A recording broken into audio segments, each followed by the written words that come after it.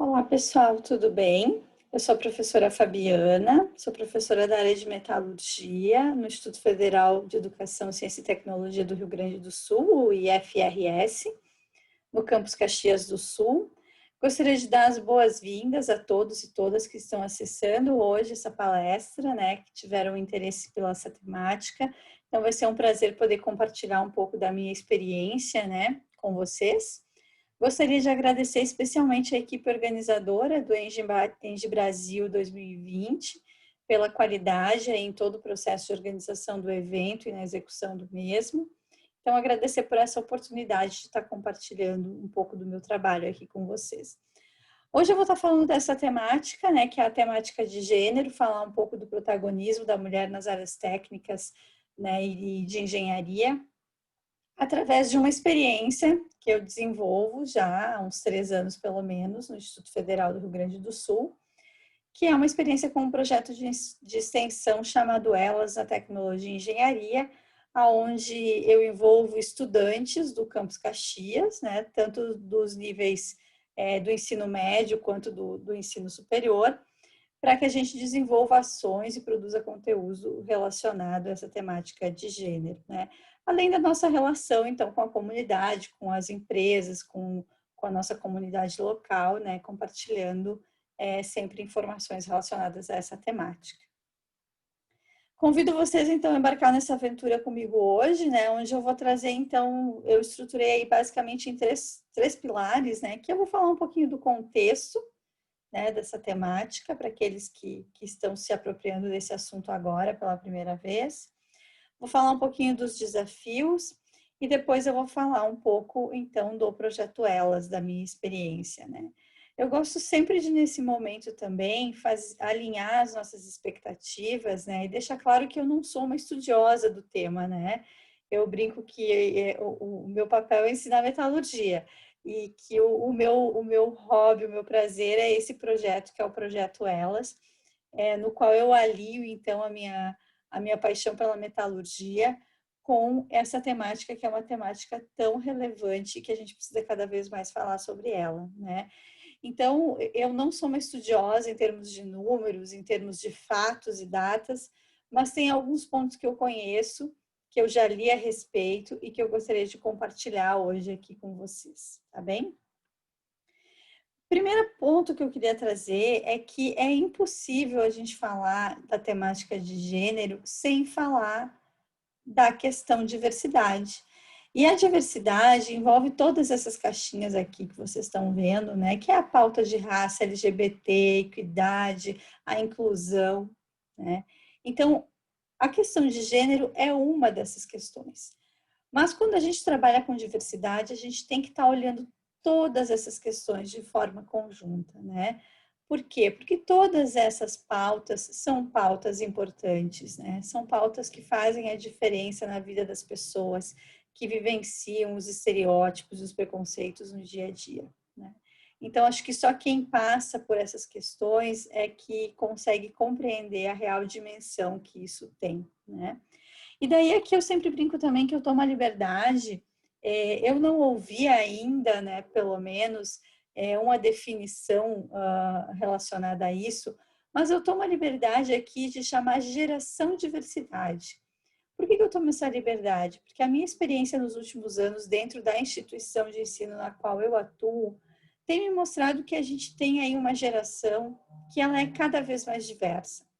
Ela é mais diversa pelas pessoas que constituem essa geração, Ela é mais diversa porque essa geração aceita, acolhe e luta pela diversidade.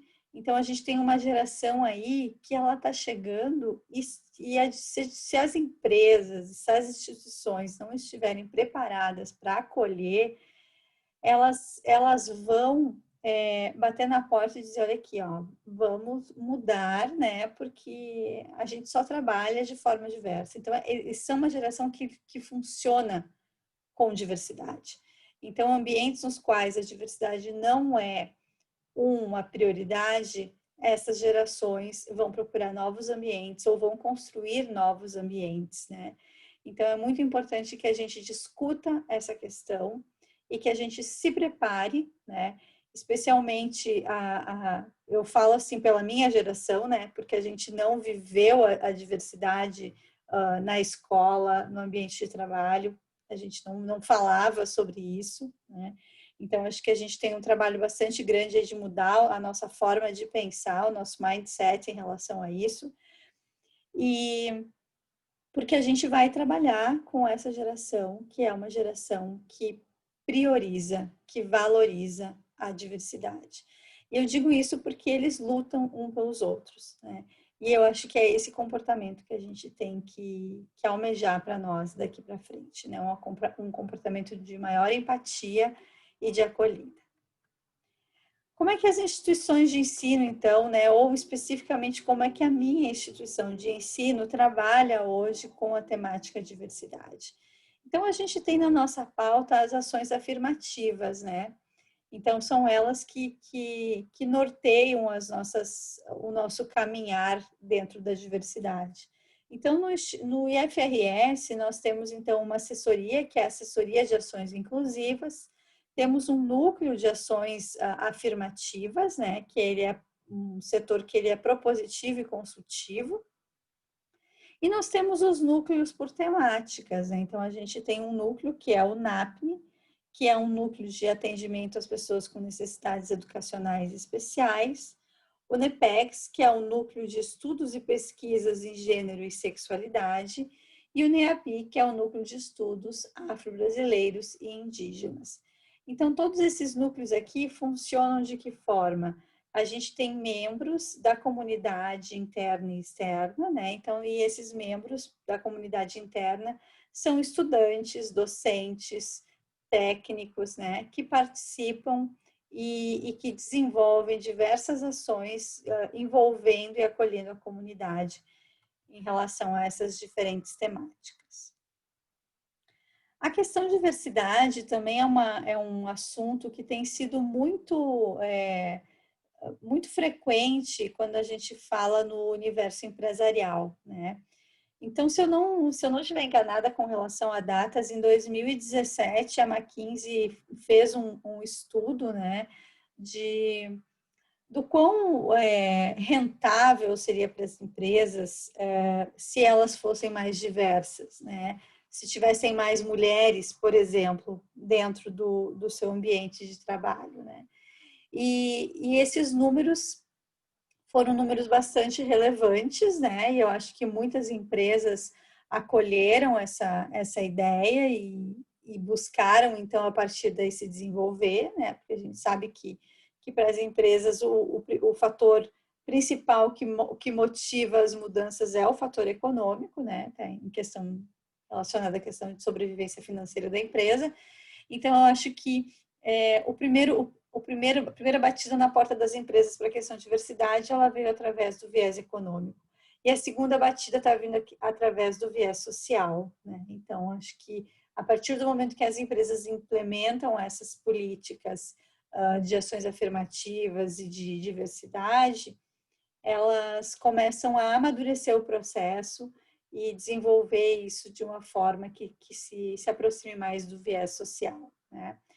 Então, o que a McKinsey viu agora num estudo bem recente, que foi publicado em maio de 2020, e já traz aí, então, para nós o contexto do Covid, né, desse momento, dessa crise que a gente está vivendo em função da pandemia da Covid-19, a McKinsey trouxe, então, de uma entrevista novamente com quase uma centena de empresas aí ao redor do mundo, que aquelas empresas onde os líderes acolhem talentos diversos e incluem múltiplas perspectivas, provavelmente vão ser mais fortes da crise.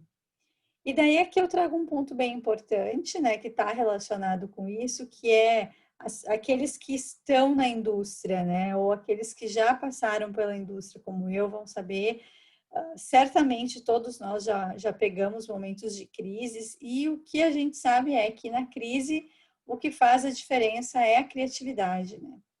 E a criatividade se desenvolve de uma forma muito mais intensa quando a gente tem um ambiente diverso, quando as pessoas pensam diferente e cada uma planta a sua sementinha e esse grupo é capaz de pegar essas sementinhas, regar juntos, cuidar e fazer isso crescer, né?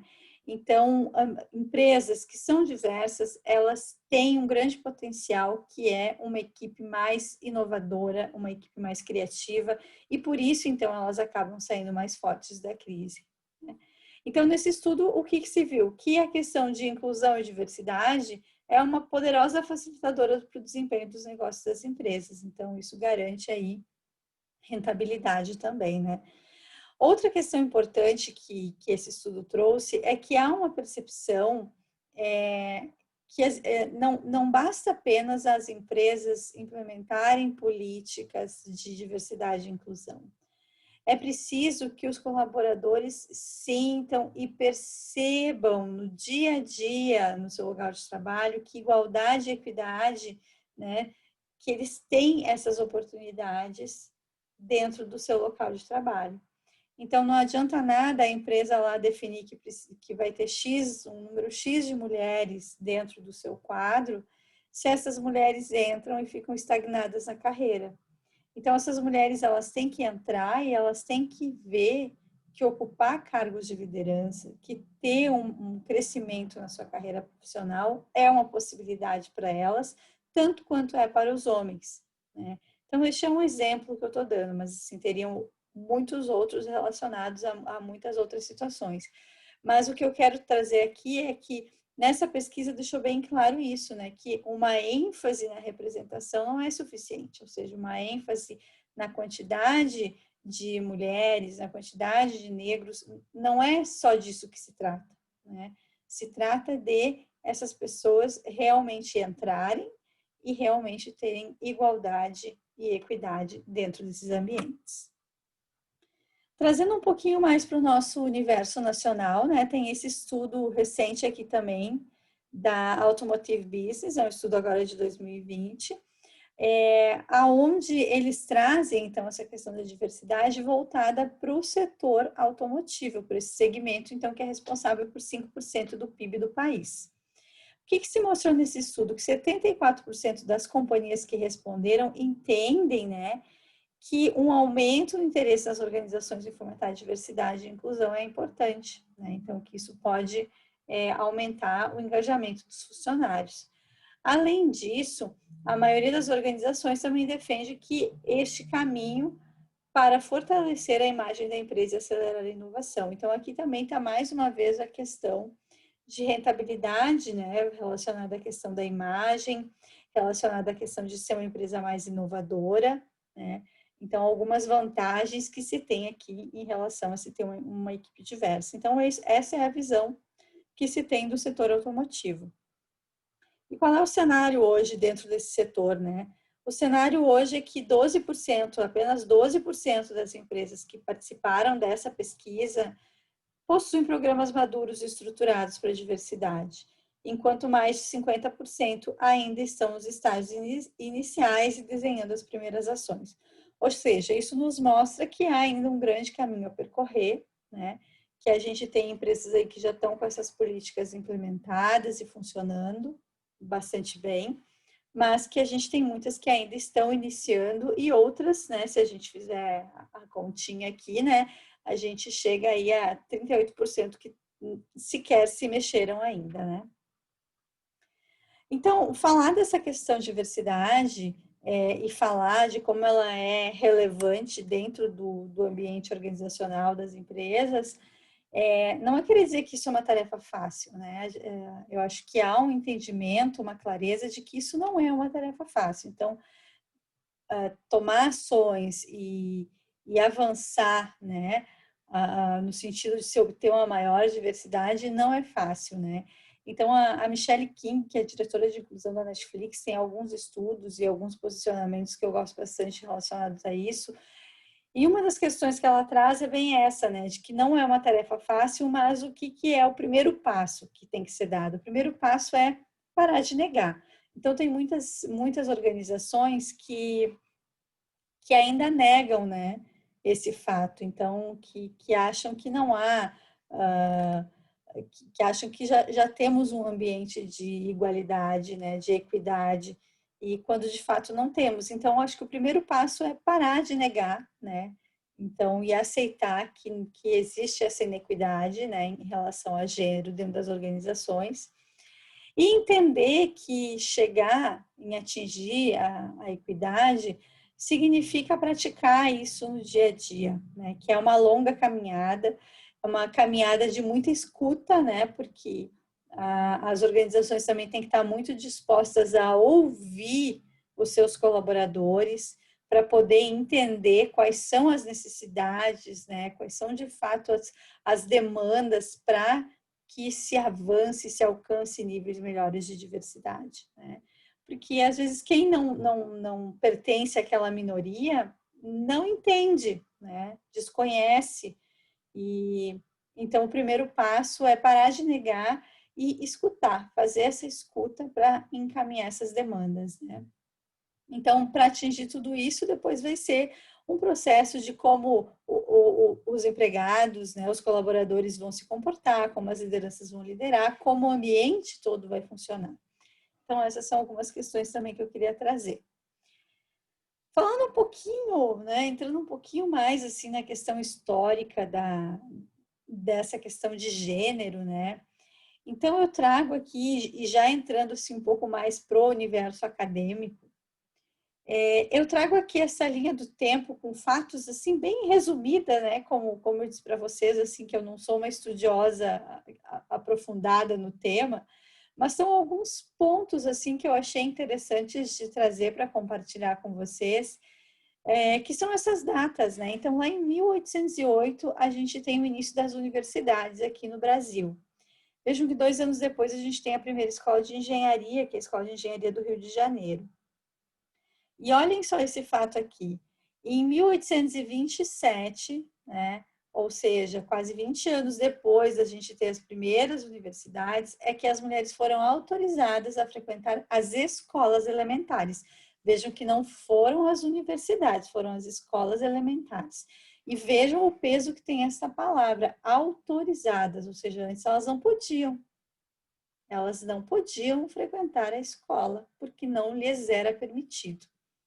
Então, a gente já sai aqui, né, com uma grande defasagem, que não são só 20 anos, né, porque não foram 20 anos para entrar nas universidades, foram 20 anos para entrar nas escolas elementares. Então, aqui já tem uma defasagem aí de uns 30, 40 anos. E daí, se a gente for olhar, 70 anos depois da gente ter as primeiras universidades, é que nós vamos ter a autorização, novamente, das mulheres frequentarem o ensino superior. Então, isso foi um direito que foi tomado das mulheres, né, por muito tempo. E elas precisaram ser autorizadas para poder frequentar as instituições de ensino. E se a gente fizer uma reflexão, se a gente pensar numa figura, né, de uma mulher branca e de uma mulher negra, a gente pode imaginar que para as mulheres negras isso aqui ainda tardou muito mais a chegar essa oportunidade para elas, porque certamente foram as mulheres brancas que iniciaram esse processo, né? Por toda a questão de contexto histórico aí que a gente já conhece e que a gente tem que refletir muito a respeito, né? E tomar ações. Importante isso. Aqui eu trago alguns dados da ONU Mulher e do IBGE também, para relacionar um pouco com essa minha última fala do slide anterior, que são as diversas formas de discriminação contra a mulher. Porque a gente pode pensar na questão de gênero, né, de tipo ser mulher, ser homem, mas existem outros preconceitos que às vezes as mulheres podem carregar, né? Então, relacionados à questão de raça e etnia, como eu falei, né? As mulheres brancas foram autorizadas lá 70 anos depois, mas e as mulheres negras? Quem sabe mais 70, né? Não sei, não tenho esse dado para mostrar para vocês, mas certamente o acesso delas foi muito mais tardio. Então, vejam que aí elas são vítimas, né? De um duplo preconceito, o fato de serem mulheres e o fato de serem negras, né? Então, o que eu quero trazer é essa questão que a ONU traz, que o preconceito, ele pode vir associado a diversas outras formas de preconceito, como a religião, a idade, a situação econômica, a orientação sexual. Então, se a gente pensar numa mulher negra lésbica, então vocês podem imaginar a quantidade de situações que essa pessoa vem vivenciando na sua vida relacionada a preconceitos, né? Aí uma questão que eu quero trazer aqui para vocês é esse dado aqui do IBGE, aonde aponta que 50% da população brasileira são mulheres, né? 50% da população brasileira são mulheres e para um mesmo cargo, função e formação, é já quase que de notório saber que a remuneração das mulheres é inferior e pode chegar a ser 30% a menos do que a remuneração de um homem para o mesmo cargo, exercendo a mesma função e tendo a mesma formação, né? Então, essa é uma questão que a gente tem que trabalhar, né, junto com as organizações para mudar, certo? Outra questão importante aqui que eu trago é a questão da representação das mulheres na política, né? Então, se a gente pensar em termos de mundo, no mundo a gente tem 22% dos representantes políticos são mulheres. E se a gente pensar em termos de Brasil, no Congresso hoje a gente tem 15% de representação feminina, frente a um universo de 50% da população sendo mulheres. Então, isso aqui é uma questão muito relevante, por quê? Porque a partir do momento em que nós não temos representantes dentro da política, a gente também não tem ações específicas de políticas públicas. E essas políticas públicas são muito importantes, né? Eu mesma iniciei essa minha caminhada no projeto Elas, lá em 2014, através de um edital do CNPq para meninas e mulheres na engenharia. Então, incentivada pela minha orientadora, a professora Célia, lá da URGS, nós submetemos a um edital, fomos contempladas e desenvolvemos, então, o meu primeiro trabalho dentro dessa temática. Foi aí que eu comecei a me dar conta dessa questão, né? Então, isso é outro ponto, né? Porque até então, para mim, tudo que acontecia era normal, ganhar menos era normal, né? Passar por situações de preconceito era normal, né? Ouvir piadas machistas era normal, mas em algum momento aí a minha ficha caiu para entender que, cara, isso não é normal. E é isso que eu quero hoje nesse projeto, mostrar para as meninas, né, que não é normal, que elas não têm que aceitar. Porque muitas vezes a gente perde oportunidades, a gente se poda em muitas oportunidades porque a gente acha que não é para a gente, que a gente não é capaz, que aquela posição não é para uma mulher. Então, é nesse sentido que eu quero trazer essa fala hoje. Outra questão que eu queria trazer aqui em termos de contexto ainda também é o interesse, né, e a busca das mulheres pela qualificação, né, profissional, pela formação acadêmica.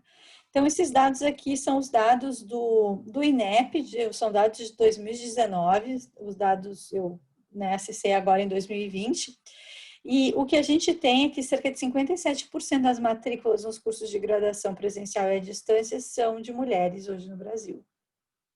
Nos cursos de bacharelado, dentre os quais estão as engenharias, né, 59% das matrículas são mulheres. E se a gente olhar em termos de concluintes, tanto de cursos de graduação presencial e à distância, quanto de bacharelado, o número de mulheres permanece maior. Ou seja, as mulheres, tradicionalmente, né, depois que foram autorizadas, então, a acessar o ensino superior, elas constituem a maioria das matrículas e a maioria dos concluintes. Aí a gente pensa, bom, então se a gente tem tanta mulher matriculada, tem tanta mulher concluinte, a gente deve ter uma representação muito grande no mundo do trabalho, né? E daí a gente vai começar a entrar, então, agora o nosso funilzinho vai se fechando, aí a gente vai chegando na engenharia, né? Então, hoje a gente tem um dado aqui que é cerca de 21% dos profissionais de engenharia são mulheres. Então, é um número pequeno, né? Então, a gente tem aí apenas 20% dessa fatia, a gente tem mulheres dentro da área de engenharia. Se a gente olhar em termos de posições de liderança nas organizações, os cargos de CEOs, né, que são cargos de alta gestão, No mundo todo, a gente tem cerca de 5% desses cargos são ocupados por mulheres. E digo para vocês que se a gente olhar no Brasil, o número se repete, certo? É de 5 a 6%. Então, aqui mostra que, por mais que as mulheres estejam qualificadas, preparadas, elas não atingem essas posições de liderança. Por quê? O que a gente vai falar no próximo slide que eu vou apresentar. Se a gente olhar, então, a gente pensa, tá, no mundo do trabalho, então elas não estão aí, elas estão aonde? Elas estão na academia, estão nas universidades, estão fazendo mestrado, doutorado, sim, elas estão.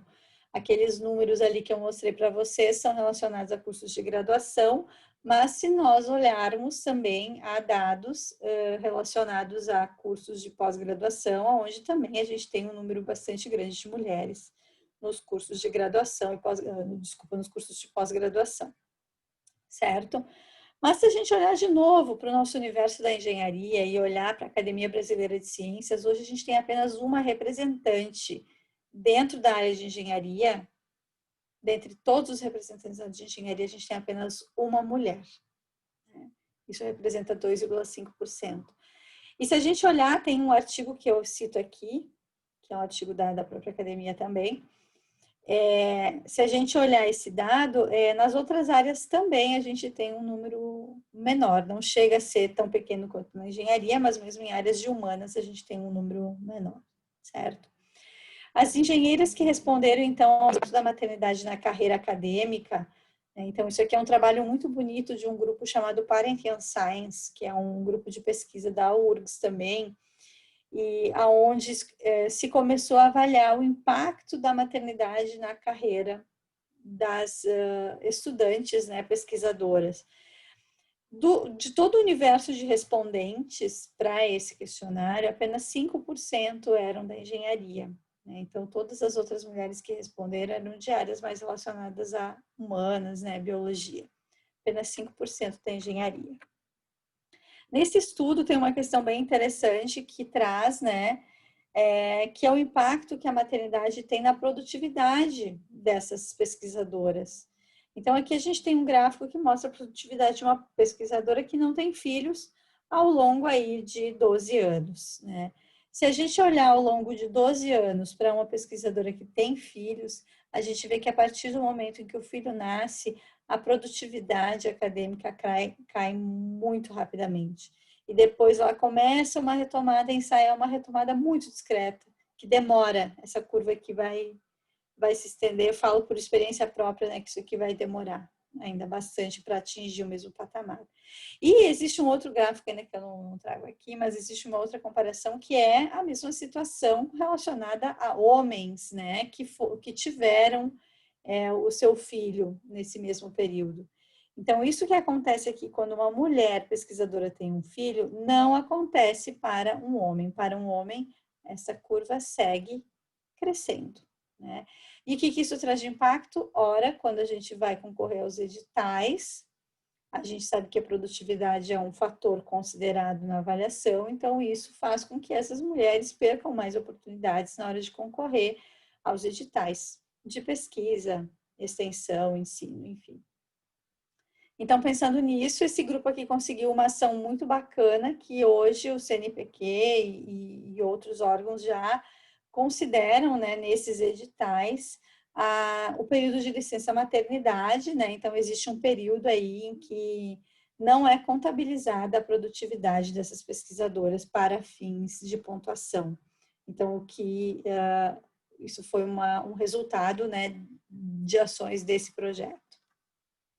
Então, o que a gente pode ver aí, né? A gente pode ver que existem muitos desafios, né, para as mulheres na escalada até o topo da carreira, né? Esse outro estudo aqui mostra que a cada 100 ingressantes nos níveis de entrada das organizações, 45 são mulheres. Então, aqui a gente pode pensar que a gente está próximo de uma situação de equidade. Porém, quando a gente vai avançando nos níveis de carreira, a gente percebe que isso não se mantém. Então, quando a gente chega lá nos cargos de mais alta gestão, a gente tem 18 mulheres a cada 100 homens. Então, é essa caminhada, essa trajetória que a gente está lutando também para mudar, né?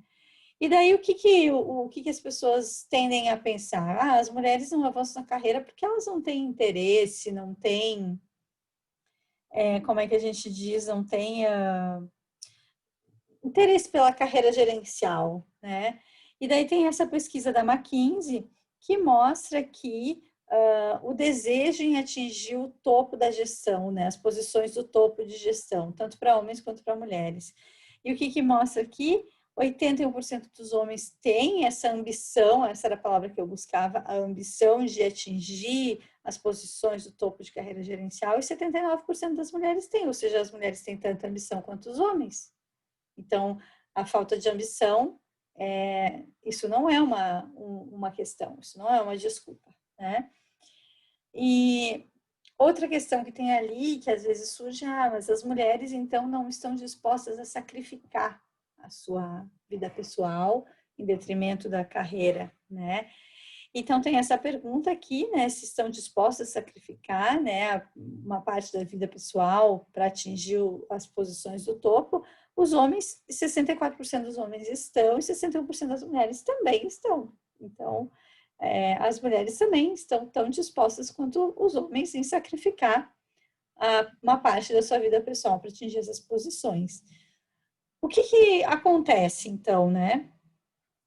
O nível de confiança em atingir essas posições. O nível de confiança dos homens é muito maior que o das mulheres. Porque quando uma mulher olha aquele cargo e olha para lá e vê que só tem homem, ela pensa, isso não é para mim, eu não sou boa o suficiente para atingir aquela posição. Então aqui começa a surgir, desculpem, aquilo que a gente chama da síndrome da impostora.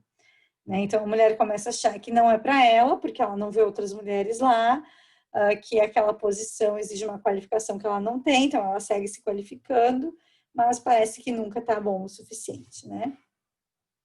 Então, essa questão aqui é uma questão bem importante. Então, o que a gente vê de fato, né? Fazendo um fechamento desses dados, que existe o que esse estudo aqui do pessoal da URGS ali, do grupo de pesquisas do Meninas na Ciência mostra, que é o efeito tesoura. As mulheres estão se qualificando, elas são maior número na graduação, na pós-graduação, porém, quando elas vão para o mundo do trabalho, elas começam, então, a ter uma curva que ela é descendente, né? Então, elas participam menos dos espaços, quanto maior o nível de liderança. Bom, então, essa questão de gênero, né, de igualdade de gênero, ela é um desses 17 Objetivos do Desenvolvimento Sustentável da ONU no Brasil. Então, é uma questão muito importante aí que está relacionada a esses objetivos. O que essa questão traz, né? Qual é o objetivo? Então, a meta 5 da ONU é essa aqui: alcançar a igualdade de gênero e empoderar todas as mulheres e meninas.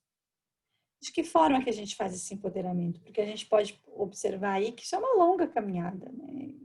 A gente, pelo que a gente viu das informações que eu compartilhei com vocês, existem muitos fatores que estão envolvidos, né? Então, algumas coisas que a gente pode fazer é acabar, então, né? Isso são subdivisões da meta da ONU, né? Que é acabar com todas as formas de discriminação contra mulheres e meninas. Como é que a gente faz isso aqui? Homens e mulheres podem atuar no dia a dia, coibindo aquela piadinha machista, né? É pensando antes de falar, né? Porque, como eu disse, né, a minha geração é uma geração que as mulheres tiveram que se masculinizar para pertencer a esses ambientes. Então, muitas vezes acontecia a piadinha machista e a gente acabava rindo junto, porque a gente éramos muito poucas e não se falava em machismo estrutural, não se falava em equidade de gênero. Então, não havia este pensar, essa ciência sobre esse tema. Hoje há.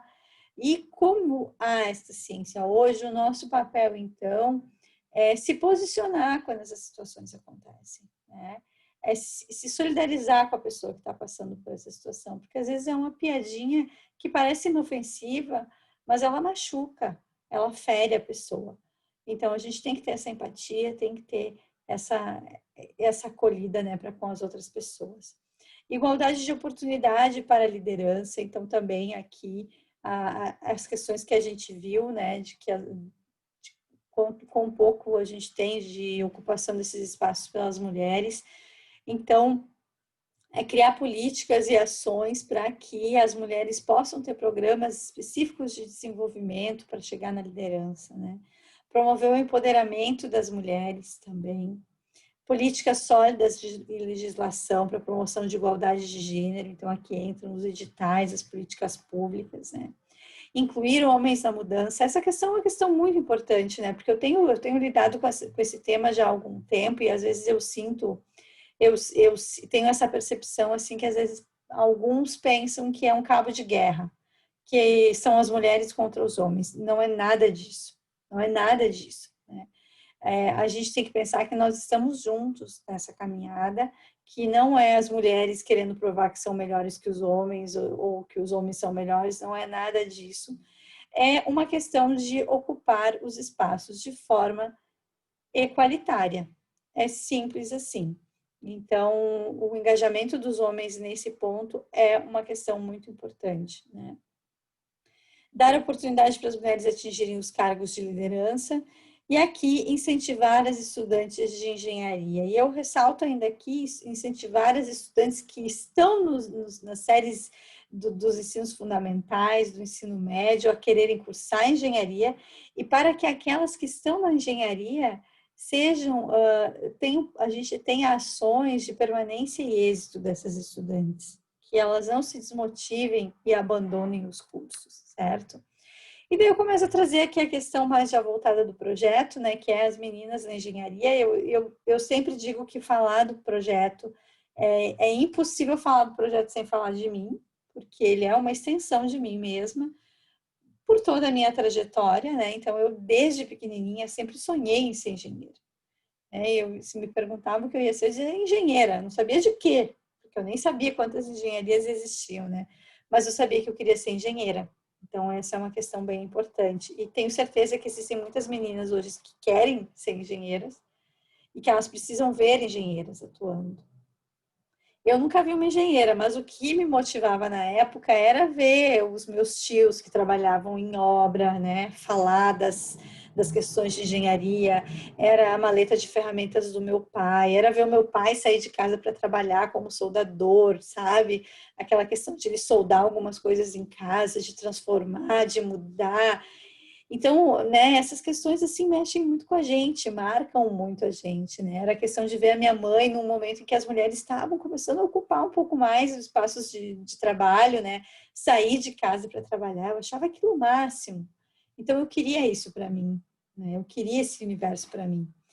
E o que a gente vê hoje, assim, é que a gente precisa dar esses espelhos para as meninas, que elas precisam ver que tem engenheiras por aí. Aí o que a gente encontra, né, quando a gente está lá nos cursos de engenharia? Tem umas questões que machucam muito, assim, que são desnecessárias, né? Muitas vezes a gente percebe, assim, que chegam demandas para estágio e vem ali, ó, ser do gênero masculino. Poxa vida, mas se a pessoa tem conhecimento, se a pessoa tem a prática, a experiência, né? Se está preparada para aquela posição, não importa qual o gênero dela. Se ela tem capacidade para fazer parte daquele processo seletivo, não importa o gênero dela, né? Aí eu tenho algumas estudantes que, graças a Deus, são muito questionadoras e vão atrás, às vezes, de querer saber o porquê que aquela vaga vem daquela forma. E daí algumas chegam lá e dizem, porque tem que carregar um galão de 5 litros, né? E daí elas perguntam, mas como assim? Consigo carregar? Me dá aqui que eu vou te mostrar. Então, assim, essas questões ainda vêm muito relacionadas a se achar que precisa ter força física, quando a gente vive num mundo em que, graças também à engenharia, se desenvolveram tantas tecnologias e cada vez se desenvolvem mais tecnologias que dispensam o uso de força física, né? E que existem tarefas de força física que as mulheres são tão capazes quanto os homens. E que talvez uma mulher ali vai pensar numa outra alternativa para que seja dispensado o uso da força física. Então, não dá para criar esse estereótipo, né? Não dá para ficar com essa imagem e que isso tem que ser desconstruído. São essas situações que acabam muitas vezes, né, fazendo com que as meninas desistam nos cursos de engenharia. Então a gente tem que cada vez mais tratar esses pontos, né? A questão não pode ser uma menina porque não tem banheiro feminino na fábrica. Então também, né, são questões assim que as empresas têm que pensar, têm que propiciar, né? Porque e se vai uma mulher fazer uma visita à fábrica, né? Onde que ela vai usar o banheiro? Então, são questões que têm que ser pensadas.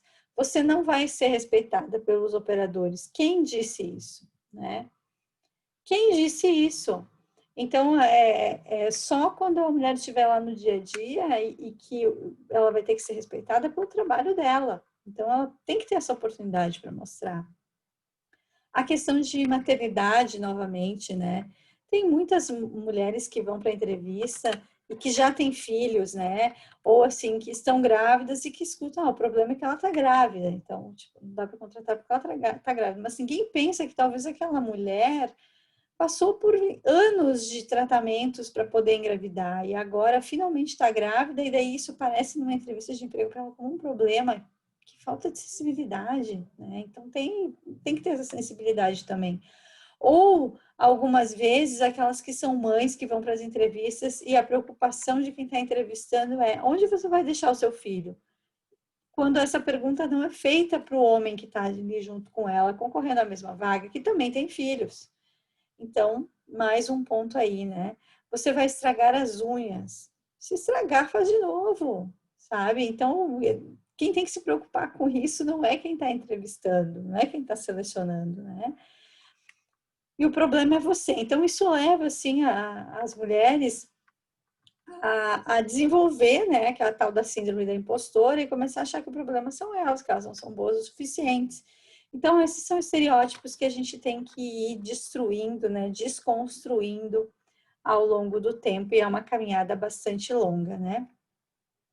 Então, por todas essas questões, né, por todos esses relatos aqui que eu trago para vocês, eu gostaria, assim, de trazer o que é o objetivo do projeto Elas, né? Então, eu sou aí a idealizadora desse projeto com muito orgulho, e o objetivo desse projeto é inspirar meninas e mulheres nas áreas de tecnologia e engenharia a partir de ações que valorizem o protagonismo e empoderamento feminino nas esferas acadêmica, industrial e social. Então, esse projeto ele tem esse viés, né, de linkar a permanência e êxito, a questão das mulheres poderem, né, alcançar cargos de lideranças e ocupar posições dentro das indústrias, e a questão social, que é o resgate das meninas para dentro dos cursos técnicos de engenharia, né?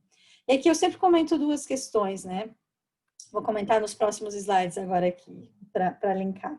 Como é que esse projeto está estruturado, então, né? Então, o projeto hoje está estruturado nessas caixinhas e todo dia surge uma caixinha nova, né? Porque eu tenho uma equipe fantástica de apoio, uma equipe de bolsistas também, e voluntários que participam do projeto e sempre trazem novas ideias. Mas hoje o que a gente tem? A gente tem ações que são as lives inspiradoras, que a gente terminou a primeira edição, em breve vai começar a segunda, que foram uma série de lives no Instagram do projeto com mulheres das áreas, tecnólogas, engenheiras de diferentes áreas, onde a gente levou a experiência delas, como que foi a escolha delas pelos cursos de engenharia e tecnologia, né? E essas histórias foram muito inspiradoras, assim, os relatos que eu tenho de pessoas que assistiram, de como isso mexeu, de como se identificaram, isso é fantástico, assim, né? Teve, assim, uma repercussão muito maior até do que eu mesma imaginava quando a gente começou com essa ação, né? Outra ação que a gente tem também, e daí eu como metalurgista também, dentro do projeto Elas, tenho essa missão de popularizar a metalurgia, que eu brinco, né? É o Elas Falando de Metalurgia, que é uma série de webinars que acontecem mensalmente, onde a gente recebe uma engenheira, não necessariamente uma engenheira metalúrgica, mas uma engenheira que atua no setor de metalurgia, para falar de algum processo, para falar de liderança, né? Então, também.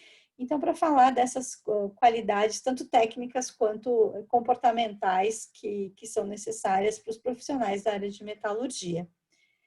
Tem essa outra ação, que é o Elas Falando de Ciência, que é uma ação onde a gente desenvolve, então a gente está construindo aqui uma série de conteúdos, de vídeos, né, com experimentos científicos, de publicações relacionadas à ciência, para que a gente possa mostrar para as meninas que existem mulheres nas ciências, sim, né?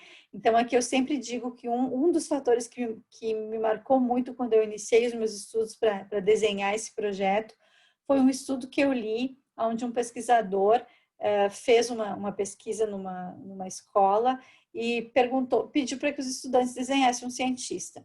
E, unanimemente, os desenhos foram um cientista homem, ou seja, a conclusão desse estudo foi que você não consegue se imaginar sendo aquilo que você não vê. Então, elas nunca tinham visto uma cientista mulher. Como é que iam desenhar uma cientista mulher? Porque não imaginavam isso como possível. Então, aqui a gente traz essa questão de desmistificar, de mostrar a ciência, que a ciência é para todos e que a ciência é inclusive para as mulheres, que existem mulheres cientistas, né? A mesma coisa que são essas ações, né, relacionadas ao Elas em 50 versões e o Elas em 1 minuto, que as nossas estudantes aqui do bolsistas do projeto mapearam 50 cursos de engenharia e estão produzindo conteúdos relacionados a cada um desses cursos para mostrar as diferentes possibilidades, né, dentro da engenharia. E para mostrar também, aqui em 1 minuto, a gente convida uma profissional da área, daquela determinada engenharia, para gravar um vídeo sobre a sua profissão em 1 minuto, para mostrar que existem engenheiras. Porque aqui também a gente teve um outro fato, que foi num dos eventos que eu participei com o projeto Elas, que uma das participantes comentou que foram em instituições de ensino fundamental e as meninas viram, você é uma engenheira, mas eu nunca tinha visto uma engenheira. Ela disse, sim, eu sou. E daí depois essa menina foi para casa e disse para o pai que ela queria ser uma engenheira. Olha que marcante isso, olha que importante. O pai ligou para a escola, agradecendo a oportunidade, dizendo que a filha tinha, né, estava lá encantada, dizendo que queria ser uma engenheira e que ele estava muito feliz com isso. Então, olha que momento rico, né?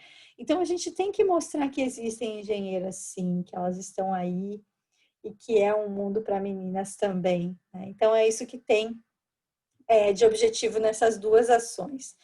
Outras ações que a gente tem, né, que são os dicas delas, que são dicas sobre filmes, podcasts, livros, documentários com mulheres empoderadas, né?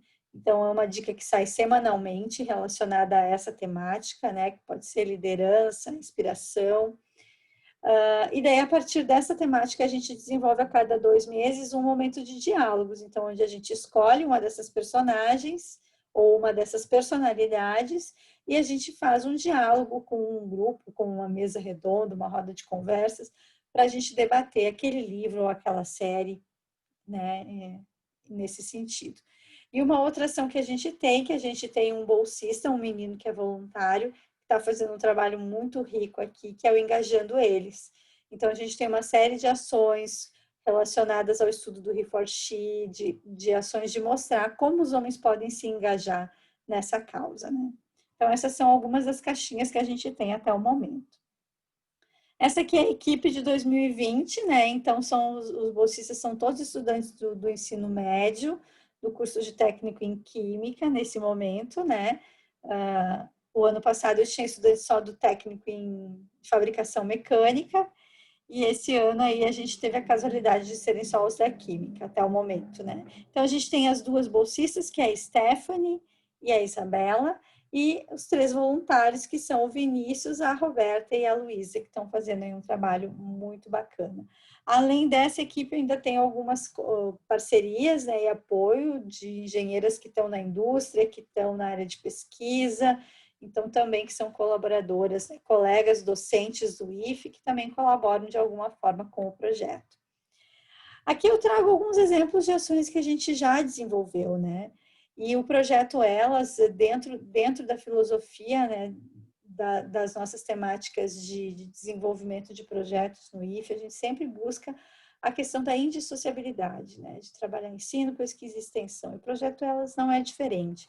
Então, o ano passado, a gente tinha esses 3 pilares aqui com as estudantes, que era a parte de ensino, então, onde as meninas trabalharam no laboratório de metalografia, são estudantes do curso técnico em fabricação mecânica, fizeram um estudo, né, sobre aço, sobre ferro fundido, montaram alguns procedimentos e protocolos para o laboratório de metalografia, e elas, inclusive, foram reconhecidas, né, foi um trabalho destaque no evento do IFRS, né.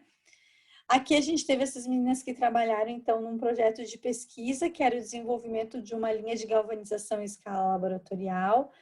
A gente teve aqui, naquele momento, alguns cortes, né, como infelizmente a gente tem vivenciado ao longo dos anos na educação. Então, esses cortes nos inviabilizaram algumas questões desse projeto, mas as meninas foram fantásticas, elas foram atrás de parcerias, conseguiram doação de empresas parceiras e conseguiram desenvolver minimamente aí o projeto, que certamente terá continuidade aí nos próximos anos, né? Aqui também a questão da gente olhar, né, a questão de outras competências, né? Então, essas meninas foram voluntárias e, por iniciativa delas, com a professora de literatura, elas relacionaram uma ação chamada Elas na Literatura. Então, elas fizeram um resgate aí de mulheres importantes na literatura e foi um trabalho muito bacana, mostrando a importância da gente estar sempre olhando competências técnicas e competências socioemocionais. Tá? Aqui eu queria mostrar para vocês, vou voltar aqui, queria mostrar então para vocês algumas ações de estímulo ao protagonismo das mulheres, né?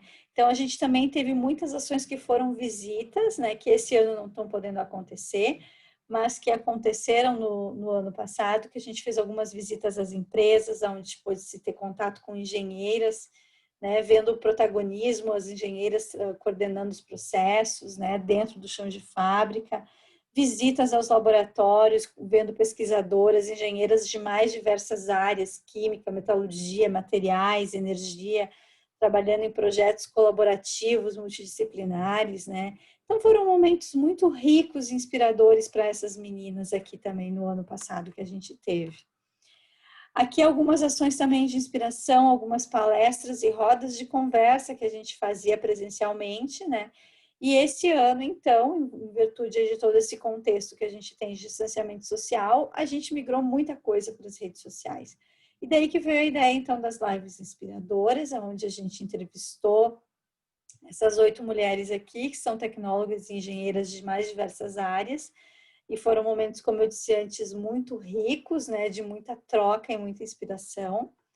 Aqui as palestras, né, os webinars, então, do Elas Falando de Metalurgia, onde a gente já teve sobre galvanização a fogo, já tivemos também sobre as responsabilidades de engenheiro metalurgista na siderurgia e na liderança humanizada, né?